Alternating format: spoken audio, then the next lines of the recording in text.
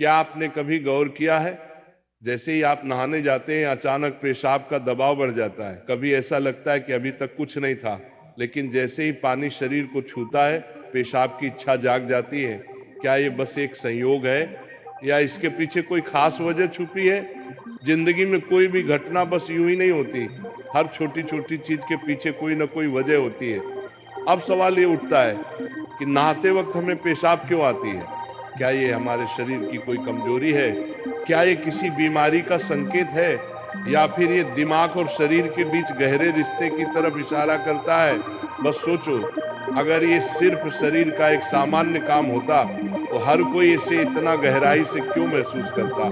नहाना सिर्फ साफ सफाई का मामला नहीं है। नहाना एक ऐसा प्रक्रिया है जिसमें शरीर, दिमाग और आपकी पूरी चेतना जुड़ी होती है। पानी, जिसे सबसे पवित्र तत्व माना जाता है, सिर्फ आपके शरीर को नहीं धोता, बल्कि आपके अंदर जमा थकान, तनाव और दबाव को भी धो देता है। और जैसे जैसे शरीर हल्का हो जाता है, उसका दबाव पेशाब के रूप में बाहर निकलता है। लेकिन ये तो बस सतह की बात है। असली कहानी इससे कहीं गहरी है, क्योंकि शरीर का हर अनुभव मन का भी अनुभव होता है और मन का हर अनुभव शरीर में उतरता है।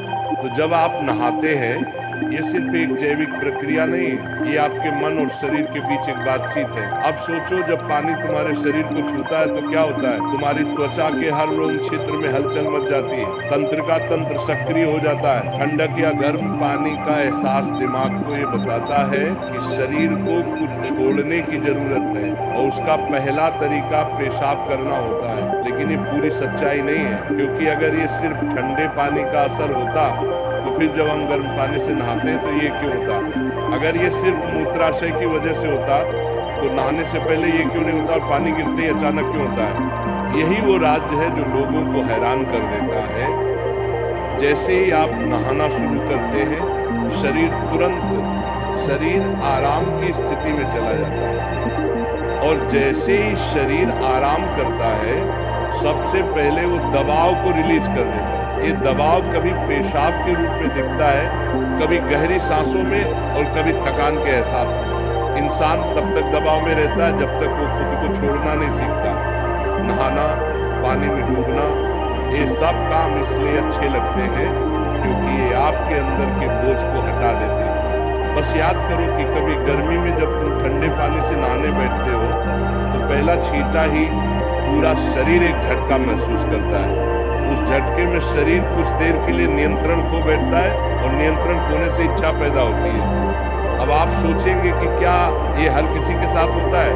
हाँ, लगभग हर किसी ने कभी न कभी इसे महसूस किया होता है। लेकिन फर्क ये है कि कुछ लोग इसे सामान्य समझकर भूल जाते हैं, और कुछ इसके पीछे छुपे राज की तलाश शुरू कर देते हैं। और जो तलाश शुरू करता है वो जिंदगी के असली ज्ञान के करीब पहुंच जाता है। क्योंकि यहाँ एक नाजुक बात छुपी है। पानी और पेशाब दोनों एक ही तत्व से बने होते हैं। जब पानी बाहर से शरीर को छूता है तो शरीर के अंदर पानी का तत्व भी प्रतिक्रिया करता है। ये एक प्रकृति का संतुलन है, ये एक अनुनाद है। शरीर और प्रकृति के बीच रिश्ता आईने जैसा होता है। जो कुछ बाहर होता है वो अंदर भी परिलक्षित होता है। तो जब बाहर का पानी तुम्हारे शरीर से मिलता है तो अंदर का पानी यानी पेशाब भी बाहर आने को बेचैन हो जाता है। लेकिन अब सवाल उठता है, क्या ये सिर्फ पानी और मूत्राशय की बात है, या इसके पीछे कुछ और भी है? क्या ये किसी कमजोरी का संकेत है? क्या ये किसी बीमारी का शुरुआती लक्षण है, या बस मन और शरीर के बीच की एक बातचीत है? यहीं से हमारी यात्रा शरीर के विज्ञान से लेकर आध्यात्मिक दृष्टि तक। क्योंकि अगर हम इसे बिना समझे सामान्य कहकर नजरअंदाज कर देंगे तो हम जीवन के एक बहुत बड़े संकेत को खो देंगे। तो चलिए अब इस रहस्य को और गहराई से समझते हैं। हर बार जब तुम कुछ छोड़ते हो, कुछ रिहा करते हो, तो वो तुम्हारे बोझ से आज़ादी देता है। लेकिन ध्यान रखना, ये सफर आसान नहीं होगा, क्योंकि जो दिखता है वो सच नहीं होता, और जो नहीं दिखता वो गहरा सच होता है। लेकिन सवाल ये है कि ऐसा क्यों होता है कि कुछ लोग इसे ज्यादा महसूस करते हैं और कुछ कम? यहाँ मनोविज्ञान की भूमिका आती है। मनोविज्ञान कहता है कि हमारा मन और शरीर गहराई से जुड़े होते हैं। जैसे ही मन आराम करता है, शरीर भी रिलीज होना चाहता है। इसे कैथारसिस कहते हैं। सोचो, जब तुम रोते हो तो कैसा महसूस करते हो? पहले तो भारीपन होता है, लेकिन रोने के बाद हल्कापन महसूस होता है। बिल्कुल ऐसा ही होता है, पेशाब आने में भी ऐसा होता है।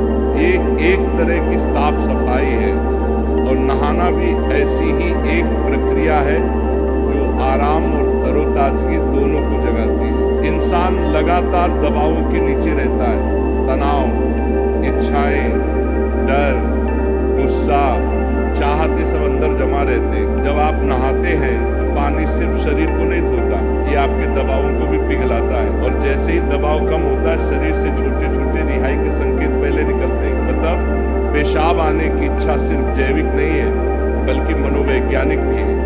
ये इस बात की निशानी है कि जैसे ही आप आराम में, शरीर राहत चाहता है। पानी सिर्फ शरीर को साफ नहीं करता, ये आपके अवचेतन तक पहुंचता है, क्योंकि पानी का अस्तित्व बहुत गहरा है। आप माँ के गर्भ में पानी से घिरे हुए पैदा हुए थे।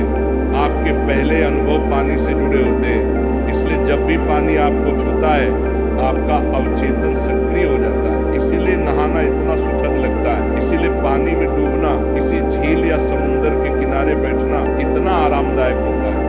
और इसीलिए जब भी शरीर पानी से टच करता है तो वह तुरंत राहत चाहता है, क्योंकि ये उसकी सबसे पहली अनुभूति होती है। हर बार जब पानी तुम्हें छूता है तो गर्भाशय का अनुभव वापस आ जाता है। गर्भ में तुम पूरी तरह आराम में थे, कोई तनाव नहीं, कोई दबाव नहीं। पानी का माहौल और राहत पाने का एहसास ही वजह है कि नहाते वक्त पेशाब आना स्वाभाविक होता है। लेकिन अब एक सवाल बचता है, क्या नहाते वक्त पेशाब आने की इच्छा सिर्फ एक सामान्य रिफ्लेक्स है, या ये किसी बीमारी का संकेत भी हो सकता है? विज्ञान मानता है कि अगर ये बहुत बार होता है, बहुत ज़्यादा तलब होती है, आप इसे कंट्रोल नहीं कर पाते, तो ये ओवर एक्टिव ब्लैडर या किसी और मेडिकल कंडीशन का संकेत हो सकता है। लेकिन अगर ये कभी कभार होता है तो ये बिल्कुल नेचुरल है, बिल्कुल सामान्य। अब सोचो, क्या आपने कभी ध्यान दिया कि ये तलब तभी बढ़ती है जब पानी डाला जाता है? मतलब यहाँ ट्रिगर पानी है, और पानी सिर्फ शरीर को नहीं छूता, बल्कि दिमाग और सबकॉन्शियस को भी। तो असली सवाल ये है कि क्या आप इसे बस एक प्रॉब्लम मानकर नजरअंदाज कर देंगे, या इसे एक संकेत के रूप में लेंगे कि दोनों शरीर और मन को आराम चाहिए, हल्कापन चाहिए, आज़ादी चाहिए। हर तरह की रिहाई सिर्फ जैविक नहीं होती, यह आध्यात्मिक भी होती है। आपको छोटे छोटे रिहाई के मौके दिए गए हैं ताकि आप एक बड़े रिहाई की तरफ बढ़ सके। पेशाब, आंसू, हंसी, ये छोटे रिहाई के तरीके हैं, लेकिन ध्यान सबसे बड़ी रिहाई है। मतलब अगर आप समझ पाओ कि इच्छा क्यों आती है, तो ये सिर्फ एक शारीरिक अनुभव नहीं रहेगी, बल्कि ध्यान की तरफ एक कदम बनेगी।